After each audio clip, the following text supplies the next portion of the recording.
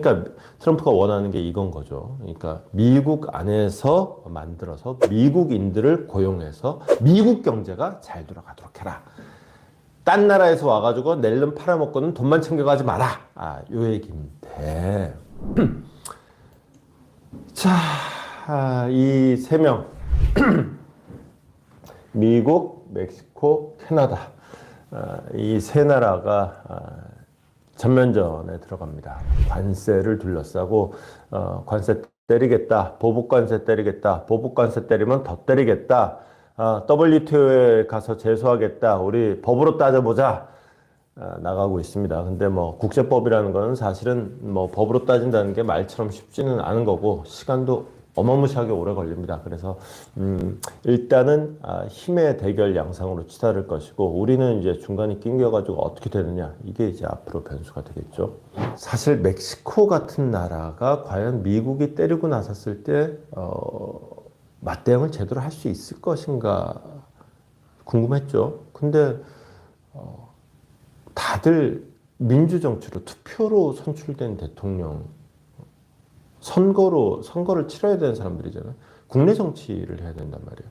트럼프도 궁극적으로는 국내 정치를 하고 있는 거잖아요. 그러다 보니까 여기서 약한 모습 보이면 외교적으로 딴 나라 앞에 가가지고 깨갱거리고 되게 굽실거리고 이러면은 국내 정치하면서는 아주 치명적이죠. 그러다 보니까 다들 세게 나갑니다. 근데 이렇게 세게 나가다 보면은 이제 기다리는 거는 파국이 되는 거죠. 이게 딴 나라도 아니고 중국은 10%고 캐나다, 멕시코는 25% 관세예요. 이게 어떤 의미냐면 미국의 국가별 수입 비중, 그러니까 미국이라는 나라에서 수입을 하는 게 제일 1등이 어디냐? 멕시코예요. 2등이 중국, 3등이 캐나다. 멕시코하고 캐나다가 이렇게 많았어? 이게 바로 인접국의 힘이에요. 그러니까 실제로 이게 국경이 붙어 있다 보면은 인적 물적 교류라는 게 우리는 기본적으로 좀 위로는 북한 막혀 있고 나머지는 바다로 돼 있다 보니까 이걸 체감을 못 하지만은 이제 육지로 이게 붙어 있는 나라들 가보면 이게 진짜 확 와닿죠. 더군다나 좀 이따 다시 보겠지만 이게 순수히 멕시코 회사들이 만들어서 미국에 수출하는 것뿐만이 아니에요. 그러니까 예컨대 우리나라 기업들이 멕시코에다가 공장 지어가지고 거기서 만들어서 미국에다 팔면은 그게 멕시코가 미국에 수출하는 게 돼요. 그것까지 다 포함된 거예요. 어쨌거나 멕시코, 중국, 캐나다 이번에 관세 발표된 세 나라 미국의 수입국 1, 2, 3등이 딱 막은 거예요. 그러다 보니까 나오는 얘기가 그 다음에 이제 다음 순서는 어디냐? 딱 독일 딱 나오잖아.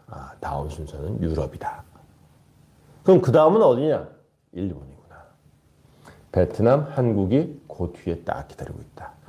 우리 순서가 별로 멀지가 않았네. 딱 이렇게 되는 거죠. 그런데 말씀드렸죠. 멕시코가 수출 1등, 미국 기준 수입 1등인데 그 중에는 사실은 한국에서 미국에 파는 것도 상당수가 있다. 왜냐? 이제 원래 나프타라 그랬죠. 지금은 이름을 바꿨습니다만은 이게 요 세 나라는 인접국끼리 서로 관세를 안 매기기로 아주 진작부터 얘기를 했기 때문에 그러면은 우리 만들어서 팔면은 운송비도 들어가고 관세도 내고 하면 불편하잖아요. 그러니까 아예 멕시코에서 만들자. 멕시코는 인건비도 싸니까. 그래서 멕시코에서 이거저거 막 만든 거예요. 근데 멕시코의 관세를 때리겠다? 오, 통제라. 이럴 거면 차라리 한국에서 만들지. 한국은 지금 자유무역협정 돼서 운송비 부담은 있긴 하지만은 최소한 관세는 지금 당장은 안 내도 되는데 이런 문제가 되는 거죠. 멕시코에 진출한 기업이 한국 기업이 무려 500개가 넘어요.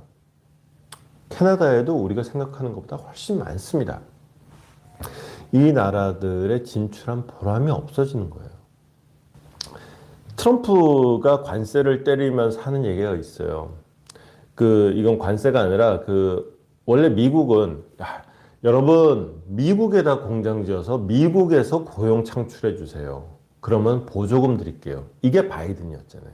그래서 거기다가 공장 짓고 이제 보조금을 얼마 받고 이렇게 하는 거였는데 이 보조금 안 주겠다라고 하면서 트럼프가 한 말이 뭐냐. 그걸 뭐하러 보조금을 주냐. 관세를 때려버리면은 지들이 알아서 미국에다 공장을 짓는다.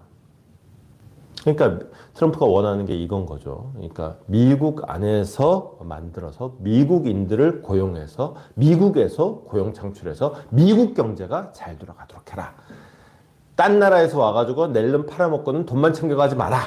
요 얘기인데 문제는 멕시코에서 물건을 만드는 공장을 세웠을 때 들어가는 일단 공장 세우려면 땅값이 있어야 되죠. 그 다음에 공장 짓는 어떤 건설비가 있겠죠. 그 다음에 공장 돌리면서 사람들 채용하겠죠. 인건비가 있겠죠. 그러면 일단 땅값이 미국이 말도 안 되게 더 비싸고요. 그 다음에 건설비 당연히 그렇고요. 인건비도 적게 봐서 8배, 많게 봐서 거의 10배까지 차이가 납니다. 그러니까 미국에 그 인건비를 주고 굳이 미국에서 들어가서 만들 만큼 이게 과연 이문이 많이 남는 장사냐? 여기에 대해서 이제 의문이 드는 거예요. 그 다음에 100번 양보해서 할 수 없다. 이거 어차피 우리나라의 가장 큰 문제는 국내 시장이 너무 작다는 거예요. 이거를 일본 같은 경우만 해도 어지간하면은 이런 식의 극단적인 상황이 돼도 일본 내수 시장에서 어느 정도는 버텨줘요. 근데 우리 요 딸랑 5천만짜리 요 시장 갖고는 자동차 공장을 세워봤자 이게 공장 돌려서 남아나질 않아요. 그러니까 천상 밖으로 나가야 되거든. 이게 근본적인 문제거든. 이러다 보니까 이제 좋아. 그러면 미국으로 가자. 간다고 결정을 내린다 한들 공장 짓는 게 어디 그렇게 자 오늘 갑시다. 그러면 내일 미국의 공장이 떡 서 있는 게 아니잖아요. 뭐 옛날에 현대조선소 지을 때 2년 안에 조선소도 지으면서 동시에 100가지 만들어가지고 그건 기적이다 그랬는데 그건 진짜 기적인 거예요. 공장 짓는 데만도 몇 년이 걸리죠. 공장 짓는 데만 몇 년이 걸리고 그 전에 이제 또 땅 사는데 땅 보러 다녀야지. 또 땅에 따라서는 그 밑에 땅 고르는 작업하는데 뭐 집안이 안 좋다 그러면 밑에다 뭐 갖다 박아야지. 더 오래 걸릴 수도 있어요. 옮긴다는 결정을 하기도 어렵거니와 옮긴다 그랬을 때 시간이 너무 오래 걸려. 시간 지나고 났는데 그래서 예컨대 공장 짓는데 한 4년 지났어. 그럼 트럼프 임기 끝났네. 다음 대통령이 누가 되는지 모르겠지만 민주당의 누군가가 혹시 돼가지고 야 트럼프가 그 관세 때려봤는데 그거 그 물가만 오르고 저기 오히려 미국인들의 삶을 더 피폐하게 만들더라. 관세가 없어요. 무역 다 원래대로. 이래버리면은 아니 멕시코에 그 싼 인건비 놔두고 굳이 그 비싼 땅에 비싼 인건비 주면서 미국에 공장 지은 보러 다 지었는데 관세 없었어. 이건 뭐야? 또 이렇게 되는. 그러니까 이제 국내 기업 같은 경우는 굉장히 이제 고민스러운 거예요. 이거를 멕시코에서 버텨야 되나 어때야 되나. 그리고 또 하나 있는 거예요. 만약에 트럼프 임기가 끝나서 정책이 바뀌는 정도가 아니라 근본적인 고민은 이게 있어요. 트럼프가 지금 관세를 쓰는 게 이게 목적이냐 수단이냐야. 아까 어느 신문 기사 제목에 가장 어리석은 전쟁이라는 제목이 있었죠. 이게 월스트리트 저널인가 쓴 표현인데 그러면서 월스트리트 저널이었나 워싱턴 포스트였나 이런 표현을 썼어요. 관세라는 거는 대개 수단, 어떤 목적을 이루기 위해서 방법으로서 이렇게 주리를 트는 방법으로서 관세를 동원하기 마련인데 트럼프의 관세 정책이 이게 무식하고 어리석은 이유는 이건 관세 자체를 얘는 목적으로 보는 것 같다라는 평가를 내리거든요. 글쎄요, 제가 국제 정치의 아주 전문가도 아니지만은 제가 지금까지 트럼프가 선거 과정에서부터 지금까지 쭉 하는 얘기를 들어보면은 적어도 제가 보기에는 수단인 것 같아요. 이거는 어떤 정치적인 이슈, 경제적인 이슈, 외교적인 이슈 전부 다 관세라는 목적, 딱 수단을 던져가지고 자기가 원하는 거를 쏙쏙 뽑아내는 요런 어떤 수단으로서 관세를 쓰고 있는 혐의 추정이 되거든요, 저는. 근데 이제 미국 국내 언론에서 얘는 수단이 아니라 목적으로 보는 것 같다고 하니까 제가 그걸 정면으로 반박한. 저보다 뭐 미국 국내를 더 잘 아는 국내 언론이 그러니까 그런갑다 하겠는데, 다만 이건 있는 것 같아요. 이번에도 관세를 얘기하면서 아니 캐나다하고 멕시코가 문제가 되는 거는 이 국경 통해서 불법 이민자들이 막 넘어오잖아. 그러니까 니네가 이거 국경 통제 단돌이 잘하면은 그러면 관세는 다시 생각해 볼게. 그 다음에 니네 국경 통해 가지고 펜타닐 들어갖고 샌프란시스코를 무슨 좀비 도시로 만들어 버리잖아. 니네가 그거 잘 통제하면은 관세 잘할게. 나는 니네 베껴 먹으려고 관세를 때리는 게 아니야. 나는 미국인들을 범법자들인 불법 이민자들로부터 보호하기 위해서, 미국인들을 마약으로부터 보호하기 위해서 관세를 사용하는 거야 라는 명분이거든요. 이렇게 되면 이걸 강조하는 이유는 많은 사람들이 그래요. 이게 관세라는 게 사실은 미국 국내적으로 타격이 원체 커요. 관세라는 거는 일단 기본적으로 이제 제가 미국에 뭘 팔까요? 이거 마이크인데 마이크를 하나 판다. 그럼 예컨대 이게 10,000원짜리다 그러면은 관세 25%가 되면은 미국에 들어가면서 관세를 예컨대 25% 2,500원을 내겠죠. 그러면 이게 10,000원짜리인데 미국에 원래 10,000원에 팔라 그랬던 걸 10,000원에 팔면 남는 게 없겠죠. 그럼 미국에 가서 이걸 12,500원에 팔아야 돼요. 그럼 미국의 입장에서는 원래 이거 10,000원짜리 물건이었는데 어느 날부터 이게 12,500원으로 팔리는 거예요. 물가가 25%나 뛰는 거예요. 엄청 큰일인 거죠. 특히나 캐나다하고 멕시코에서 수입하는 거는 물론 한국이 거기서 만든 물건들도 있지만은 농산물들이 많아요. 식품들이 많습니다. 지난번에 우리 총선 직전에 그 대파 논란이 있었잖아요. 먹을거리의 가격이 오르면은 체감 물가라는 게 실제로는 당시에도 물가 상승 폭을 보면은 그렇게까지 막 난리 날 정도로 큰 건 아니었어요. 그런데 정말 이 먹을거리의 물가 폭이 뛰기 시작하면은 그거는 어마무시합니다. 프랑스 같은 나라에도 딴 거는 다 안 건드려요. 근데 딱 하나, 바게트 가격은 국가에서 통제합니다. 바게트 값은 절대로 마음대로 못 올리고, 프랑스도 그 맛있는 게 얼마나 많아요. 뭐 먹으려고 그러면 되게 비싸거든요. 근데 빵 값은 1,000원이에요. 딱 정해져 있어요. 요런 게 이제 식품 값이 무서운 거거든요.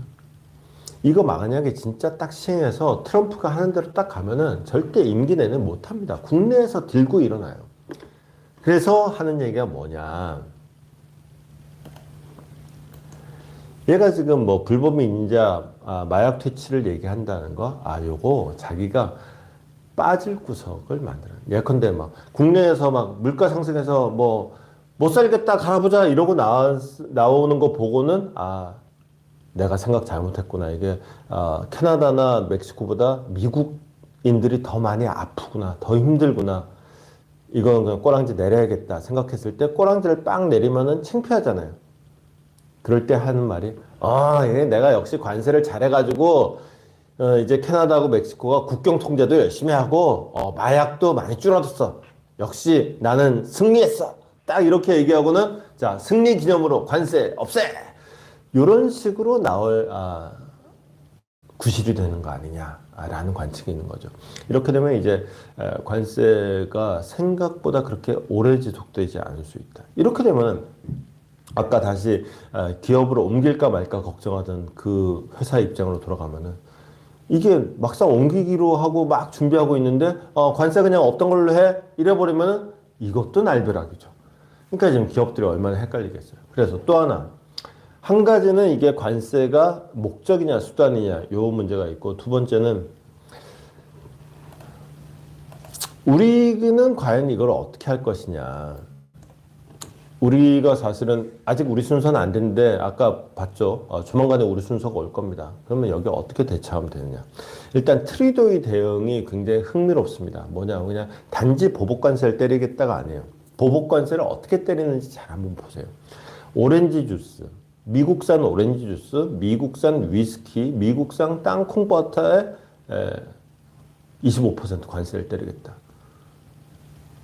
뭐야, 뭐 되게 짜치잖아 라고 생각할 수 있죠. 미국에서 오렌지 주스가 가장 많이 나오는 데가 어디냐? 플로리다. 위스키가 어디서 많이 나오느냐? 테네시. 그 다음에 땅콩바다는 어디서 많이 나오느냐? 캔자스. 지금 말한 동네의 공통점이 뭐냐? 공화당 정치인이 꽉 잡고 있는데. 즉, 여기서 이제 관세를 때리면은 거기서 오렌지 농장 주인들, 오렌지 또 땅콩 농장 주인들, 위스키 제조업자들이 못 살겠다 막 그러면은 그 동네 정치인들이 트럼프 바지가랑이 잡고 지금 우리 동네에서 못 살겠대잖아요. 나 이러다가 이제 떨어지면 어떡할 건데 이러고 나서면은 트럼프가 이게 쟤들이 힘들다고 나서야 되는데 왜 네가 이렇게 힘들다고 징징대면 어떡하니? 라고 피곤해지는 상황이 되는 거죠. 우리가 IRA 보조금 얘기도 할 때도 그런 것이 이게 국내에서 운영하는 그 미국 공장들이 되게 또 공화당 의원 지역구에 있는 것들이 많아요. 그렇기 때문에 이런 식으로 접근하면은 하나의 해법은 될 수 있다. 다만 이게 주는 아니고 부가 되겠죠. 주는 역시나 이제 관세 정책에서 얘가 지금 바라는 게 뭐냐, 그 바라는 게 뭔지를 좀 정확히 파악해야지 그 다음 액션이 나올 수 있다까지 좀 얘기를 해볼 수 있을 것 같아요.